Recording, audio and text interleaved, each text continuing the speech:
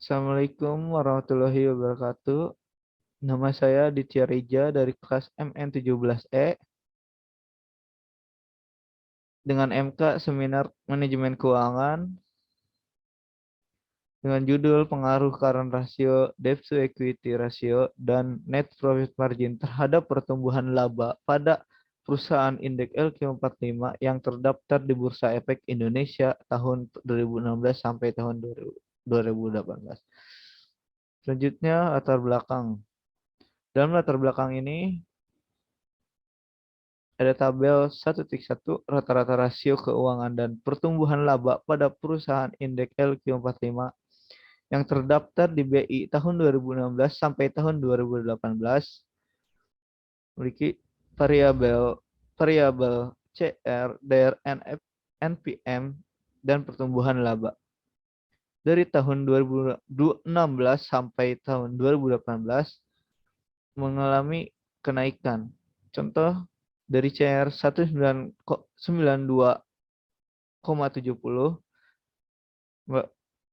melakukan kenaikan ke 4.894,64.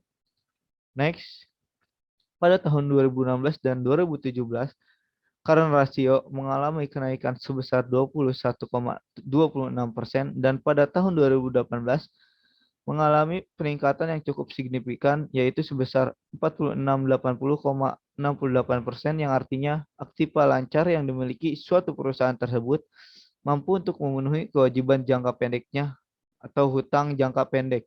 Pada tahun 2016 dan 17, debt to equity ratio DER mengalami penurunan yaitu sebesar 0,05 kali dan pada tahun 2018 mengalami kenaikan dibandingkan dengan tahun sebelumnya yaitu sebesar 0,02 kali.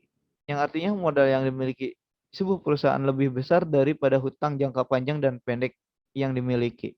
Pada tahun 2016 dan 17, net profit margin NPM mengalami peningkatan yaitu sebesar 0,51% pada tahun 2018 mengalami penurunan dibandingkan dengan tahun sebelumnya yaitu sebesar 0,76%. Yang berarti laba bersih yang didapat setiap rupiah penjualan perusahaan tersebut belum maksimal dan mengalami penurunan dibandingkan dari tahun sebelumnya. Oke, next. Ada 3 rumusan masalah. Yang pertama, bagaimana pengaruh current ratio terhadap pertumbuhan laba pada perusahaan indeks LQ45. Yang kedua, bagaimana pengaruh debt to equity ratio terhadap pertumbuhan laba pada perusahaan indeks LQ45. Yang ketiga, bagaimana pengaruh net profit margin terhadap pertumbuhan laba pada perusahaan indeks LQ45.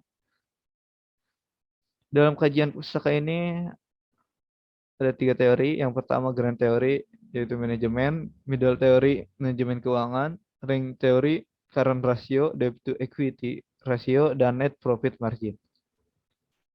Next, dalam penelitian ini saya mengambil 2 sumber. Yang pertama, Vini Islamiyati, Susana, dan Nugi Muhammad Nurgaha dengan judul Pengaruh Net Profit Margin, Return on Asset, dan Current Ratio terhadap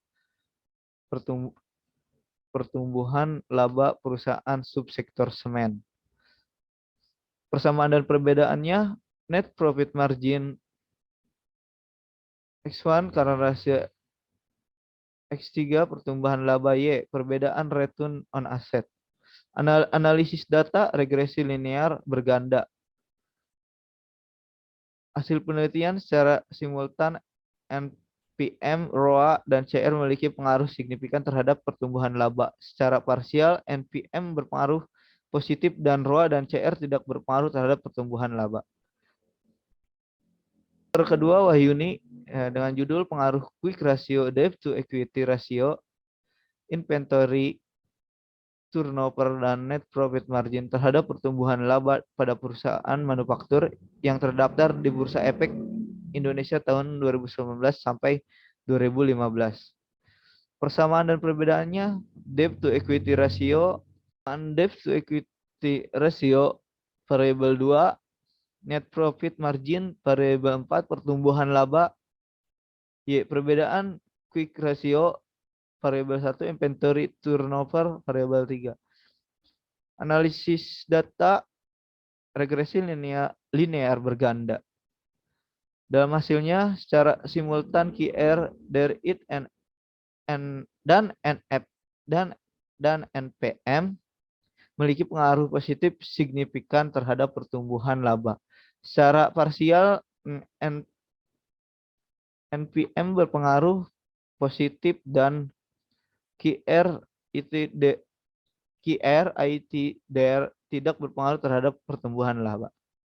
Next, paradigma penelitian. Dalam paradigma penelitian ini terdapat 3 rasio likuiditas, rasio solvabilitas, dan rasio profitabilitas yang bertuju kepada pertumbuhan laba. Oke, next. Dalam metode penelitian saya ini bisa dilihat jenis penelitiannya deskriptif, kuantitatif, dan metode penelitian saya deskriptif dan verifikatif dengan menggunakan IBM SPSS 25. Jenis dan sumber datanya data primer dan data sekunder. Next, jenis dan metode penelitian. Populasinya seluruh laba yang ada pada perusahaan indeks LQ45 yang berjumlah perusahaan yang tercatat di Bursa Efek Indonesia. Dalam teknik samplingnya, saya menggunakan probabilitas sampling. Kriterianya perusahaan yang termasuk dalam indeks LQ45 di Bursa Efek Indonesia. Perusahaan terdaftar di Bursa Efek Indonesia sejak Januari 2016 Desember 2018. Dalam sampel ini saya mengambil 7 perusahaan yang terdaftar di Bursa Efek Indonesia periode 2016 sampai 18. Oke, next. Dalam teknik analisis data ada 2, yaitu analisis deskriptif dan analisis verifikatif. Analisis deskriptif terdiri dari analisis rentang skala yang dimana terdapat tabelnya, skala skornya, rentang skala, respon, current ratio, debt to equity ratio, net profit margin. Bisa dilihat dalam current ratio dari yang sangat rendah sampai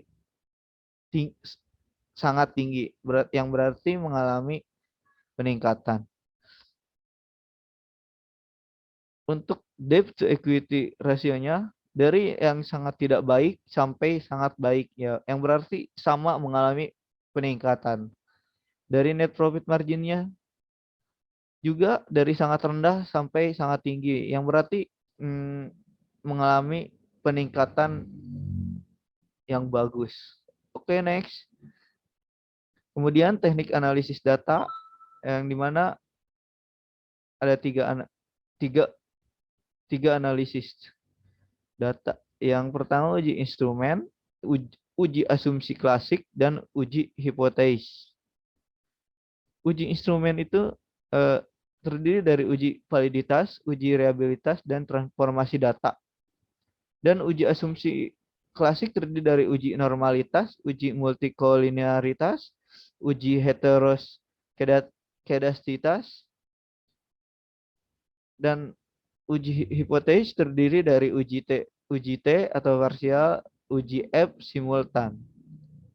Oke, terima kasih. Bila ada salah kata atau kurang memuaskan, mohon dimaafkan.